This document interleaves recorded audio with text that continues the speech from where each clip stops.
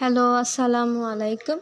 আমরা কিন্তু ছিলাম ভারতীয় উপমহাদেশের 500 বছরের ইতিহাস পর্বে। এই দীর্ঘ ইতিহাসটির কেবলমাত্র 1/3 আমরা কমপ্লিট করতে পেরেছি। আজকে দ্বিতীয় প্রয়াস এটা শেষ করার। আজকে ট্রিক্সটা একটুখানি কম থাকবে, কারণ আমি দ্রুত শেষ করার চেষ্টা করব। নিজেরা ট্রিক্স বানিয়ে নেবেন। আমি আমার মতো করে ফানি কিছু ট্রিক্স বানিয়ে নিয়েছি যেরকমভাবে। তো আমি বলতে থাকি। 1781 খ্রিস্টাব্দ হাজী শরীয়তুল্লাহ জন্মগ্রহণ করেন। 1781 খ্রিস্টাব্দ হাজী শরীয়তুল্লাহ জন্মগ্রহণ করেন।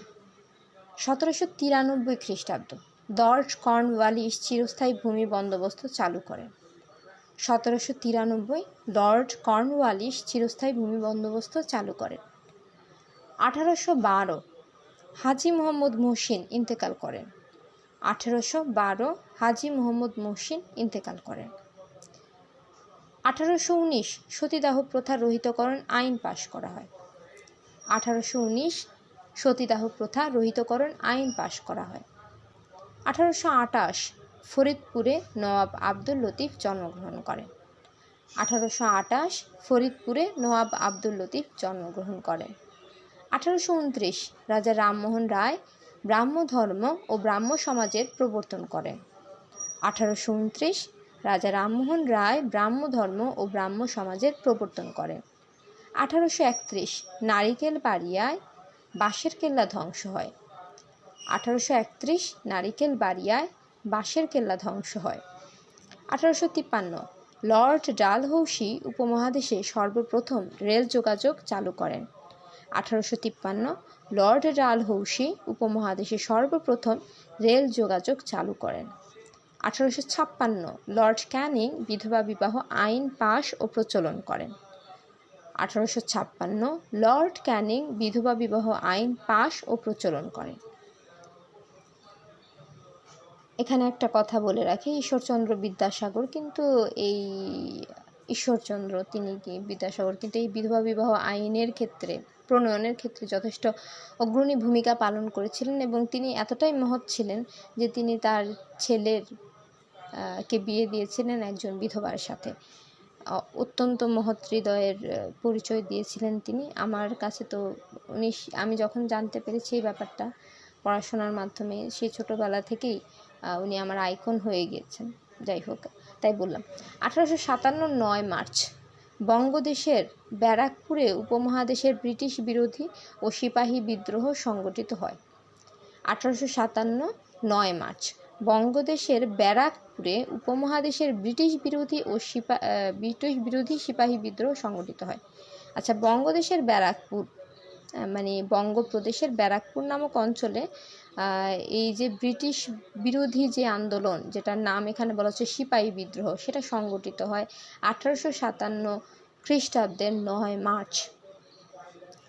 1860 খ্রিস্টাব্দ নীল বিদ্রোহের মাধ্যমে বাংলায় নীল চাষ বিলুপ্ত হয়। 1860 নীল বিদ্রোহের মাধ্যমে বাংলায় নীল চাষ বিলুপ্ত হয়। এখানে একটি বিশেষ দ্রষ্টব্য হচ্ছে এই যে বাংলায় নীল চাষ অব্যাহত গতিতে চলে 100 বছর। 1853 নওয়াব আব্দুল লতিফের উল্লেখযোগ্য কীর্তি মোহামেডান লিটারেরি সোসাইটি প্রতিষ্ঠিত হয়। 1863 নওয়াব আব্দুল লতিফের উল্লেখযোগ্য কীর্তি মোহামেডান লিটারেরি সোসাইটি প্রতিষ্ঠিত হয়। 1864 পহেলা আগস্ট ঢাকা পৌরসভা স্থাপিত হয়। 1864 পহেলা আগস্ট ঢাকা পৌরসভা স্থাপিত হয়। খুব ইম্পর্ট্যান্ট একটি ব্যাপার এটি কিন্তু। আর এখানে বিশেষ দ্রষ্টব্য হচ্ছে 1978 সালে ঢাকা কর্পোরেশনে উন্নীত হয়। 1978 সালে ঢাকা কর্পোরেশনে উন্নীত হয়। এরপর 1867 এপ্রিল মাসে ঠাকুর বাড়ির সহযোগিতায় কলকাতায় প্রথম হিন্দু মেলা অনুষ্ঠিত হয়। এটি মূলত একটি জাতীয় মেলা বা স্বদেশী মেলা ছিল, যার মধ্য দিয়ে ভারতীয় তথা বাঙালির জাতীয় চেতনা ফুটে ওঠে। এই মেলার উদ্দেশ্য ছিল দেশীয় পণ্য উৎপাদন বৃদ্ধি ও ব্যবহারে দেশবাসীকে উৎসাহিত করা। 1867 সালের এই গুরুত্বপূর্ণ ঘটনা সম্পর্কে আরও একটি কথা বলতে চাই, সেটা হচ্ছে রবীন্দ্রনাথ ঠাকুরের প্রথম যে কবিতা হিন্দু মেলার উপহার, সেটার সাথে এটার মেবি কোনো কানেকশন রয়েছে, যেহেতু ঠাকুরবাড়ির লোকরা এই হিন্দু মেলার প্রচলনটি করেছিলেন আমার মনে হয়। আর রবীন্দ্রনাথের প্রথম কবিতা হিন্দু মেলার উপহার, আর হচ্ছে তার প্রথম কাব্যগ্রন্থ হচ্ছে বনফুল, এটাতে যেন আমরা ভুল না করে ফেলি, গুলিয়ে না ফেলি। 1872 আব্দুল গনি আহসান মঞ্জিল প্রতিষ্ঠা করেন। 1872 আব্দুল গনি আহসান মঞ্জিল প্রতিষ্ঠা করেন। 1885 কংগ্রেস প্রতিষ্ঠিত হয়, খুবই ইম্পর্টেন্ট ইনফরমেশন। 1885 কংগ্রেস প্রতিষ্ঠিত হয়। 1904 19 ফেব্রুয়ারি ভারতের তৎকালীন ভাইসরয় ও গভর্নর জেনারেল লর্ড কার্জনের নাম অনুসারে স্থাপিত হয় কার্জন হল, যেটি এখন ঢাকা বিশ্ববিদ্যালয়ের কার্জন হল নামে পরিচিত। 1904 সালের 19 ফেব্রুয়ারি ভারতের তৎকালীন ভাইসরয় ও গভর্নর জেনারেল লর্ড কার্জনের নাম অনুসারে স্থাপিত হয় কার্জন হল। 1905 সালের 16 অক্টোবর লর্ড কার্জন বঙ্গভঙ্গ করেন। 1905 সালের 16 অক্টোবর লর্ড কার্জন বঙ্গভঙ্গ করেন। 1906 সালের 30 ডিসেম্বর নবাব স্যার সলিমুল্লাহ মুসলিম লীগ প্রতিষ্ঠা করেন। খুবই গুরুত্বপূর্ণ, নবাব স্যার সলিমুল্লাহ কিন্তু মুসলিম লীগ প্রতিষ্ঠা করেছিলেন, এবং আওয়ামী মুসলিম লীগ প্রতিষ্ঠিত হয়েছিল মূলত আওয়ামী মুসলিম লীগ প্রতিষ্ঠা করেছিলেন মাওলানা আব্দুল হামিদ খান ভাসানী 1949 সালে 23 জুন সেখানে বঙ্গবন্ধুও ছিলেন, তবে বঙ্গবন্ধুর সেরকম বড় কোনো নেতৃত্ব স্থানীয় পদে ছিলেন না। পরে 1955 সালে কিন্তু এখানে মুসলিম শব্দটিকে বাদ দিয়ে আওয়ামী লীগ করা হয়। তাহলে আওয়ামী মুসলিম লীগ, সর্বোপরি মুসলিম লীগ কীভাবে হলো সেটা আমরা জেনে নিলাম। 1906 সালের 30 ডিসেম্বর নবাব স্যার সলিমুল্লাহ মুসলিম লীগ প্রতিষ্ঠা করেন। 1909 সাল থেকে 1928 সাল সৈয়দ আমির আলী ভারতীয় উপমহাদেশের প্রথম প্রিভি কাউন্সিলের সদস্য হন।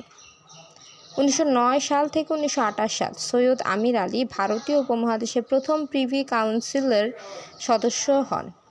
1911 সাল বঙ্গভঙ্গ রদ করেন লর্ড হার্ডিঞ্জ। 1905 সালে কিন্তু 1905 সালের 16 অক্টোবর, আমি মনে রেখেছি অক্টোপাসের 8টা পা হয়, অঙ্গ হয়, তাহলে ওটা 8 দুগুণে 16 অক্টোবর লর্ড কার্জন মূলত বঙ্গভঙ্গটা করেছিলেন। আর লর্ড হার্ডিঞ্জ 1911 সালে বঙ্গভঙ্গ রদ করেছিলেন, বাদ করেছিলেন। 1919 খ্রিস্টাব্দ 1919 খুব ইন্টারেস্টিং একটা নাম্বার, ভারত সংস্কার আইন পাশ হয়। 1919 ভারত সংস্কার আইন 1919 খ্রিস্টাব্দ। তারপর 1921 ঢাকা বিশ্ববিদ্যালয় প্রতিষ্ঠিত হয়। খুবই ইম্পর্টেন্ট একটি ইনফরমেশন, ঢাকা বিশ্ববিদ্যালয় স্থাপিত হয় কবে? 1921 খ্রিস্টাব্দে। এবং ঢাকা বিশ্ববিদ্যালয়ের যে জায়গাটি সেটা কিন্তু দিয়েছিলেন নবাব স্যার সলিমুল্লাহ। আর নবাব স্যার সলিমুল্লাহ কিন্তু ওই আমাদের মুসলিম লীগের প্রতিষ্ঠাতা। 1906 সালের 30 ডিসেম্বর ছিল সেটা। 1937 সাল মুসলমানদের বাংলা মুখপত্র দৈনিক আজাদ প্রকাশিত হয়। খুব গুরুত্বপূর্ণ, দৈনিক আজাদ তাহলে কবে প্রকাশিত হয়? 1937 খ্রিস্টাব্দে। 1940 খ্রিস্টাব্দ 23 মার্চ শেরে বাংলা একে ফজলুল হক লাহোর প্রস্তাবের আরেকটি নাম হচ্ছে পাকিস্তান প্রস্তাব ঘোষণা করেন। তাহলে আমরা বলবো এই 1940 সালের 23 মার্চ যে লাহোর প্রস্তাবটা দেওয়া হয়, সেই লাহোর প্রস্তাবেই কিন্তু একটি ফেডারেল রাষ্ট্রের কথা কল্পনা করেছিল পাকিস্তানি যারা রাজনীতি করতেন নেতারা। আর সেই ফেডারেল একটি রাষ্ট্রের কথাই কিন্তু বঙ্গবন্ধু শেখ মুজিবুর রহমান 6 দফার 1966 সালে যে 6 দফা ছিল সেটার মধ্যে উল্লেখ করেছিলেন। প্রথম দফাই ছিল এটা। তো লাহোর প্রস্তাবটাও খুবই গুরুত্বপূর্ণ। লাহোর প্রস্তাবের আরেকটি নাম হচ্ছে পাকিস্তান প্রস্তাব, এবং এটা 1940 সালের 23 মার্চ এটা ঘোষণা করেন একে ফজলুল হক। 1942 সালের 9ই আগস্ট 1942 সালের 9ই আগস্ট ভারত ছাড়ো আন্দোলনের সূচনা হয়। 1942 সালের 9ই আগস্ট ভারত ছাড়ো আন্দোলনের সূচনা হয়। মানে ইংরেজদেরকে আর অত্যাচার নয় এরকম দাবি নিয়ে সোচ্চার হয়ে ওঠে এবং একটা সময় ভারত ছাড়ো আন্দোলনের সূচনা ঘটে 9ই আগস্ট 1942 খ্রিস্টাব্দে। 50-এর মন্বন্তর, যেটা বাংলায় সাল ছিল 1350 সন, সেই 50-এর মন্বন্তর হয়েছিল 1943 খ্রিস্টাব্দে। আমি আগেই বলছি 600 বছরের একটি ব্যবধান থাকবে বাংলা এবং ইংরেজি সালের মধ্যে। তো 1943 খ্রিস্টাব্দে 50-এর মন্বন্তর সংগঠিত হয়। এটি একটি দুর্ভিক্ষ ছিল এবং বাংলা সন ছিল 1350, সেই থেকেই 50-এর মন্বন্তর। মন্বন্তর মানেই হচ্ছে মহামারী বা প্রাকৃতিক কোনো দুর্ভিক্ষ, প্রাকৃতিক কোনো দুর্যোগ। 1947 খুবই গুরুত্বপূর্ণ একটি সময়, এটা নিয়ে একটা পর্ব করাই যেতে পারে, তাও সংক্ষেপে বলে রাখছি। দ্বিজাতি তত্ত্বের ভিত্তিতে ভারত এবং পাকিস্তান সৃষ্টি। এখানে ভারত বলতে আমরা যে ইন্ডিয়াকে বুঝি সেই ইন্ডিয়া, যার একটি হিন্দু প্রধান দেশ, এবং পাকিস্তান বলতে একটি মুসলিম প্রধান দেশ, এরকমভাবে ধরা হতো সেই সময়ে। তো যেহেতু হিন্দু প্রধান এবং মুসলিম প্রধান দুইটি ধর্মীয় জাতিগোষ্ঠীর দুইটা দেশ হবে, দুইটা ভূখণ্ড হবে, সেই কারণেই এটাকে বলা হচ্ছে দ্বিজাতি তত্ত্বের ভিত্তিতে ভারত এবং পাকিস্তান রাষ্ট্রের অভ্যুদয়। এখানে বলা বাহুল্য যে পাকিস্তান রাষ্ট্রের অভ্যুদয় আগে হলো না ভারত রাষ্ট্রের অভ্যুদয় আগে হলো? পাকিস্তানের আগে হলো। পাকিস্তানের হলো 1947 সালের 14ই আগস্ট এবং ভারতের অভ্যুদয় হলো 1947 সালের 15ই আগস্ট। এটা মনে রাখার চেষ্টা করব। এবং 1947 সাল নিয়ে আমাদের আরও অনেক কথা আছে, সেটা আমি পরবর্তী পর্বে বলবো। আশা করি 1947 পর্যন্ত আমরা ভালোভাবেই শেষ করতে পারলাম এবং ভারতীয় উপমহাদেশের যে 500 বছরের ইতিহাস 1487 থেকে 1947 মোটামুটিভাবে মনে রাখা যাবে।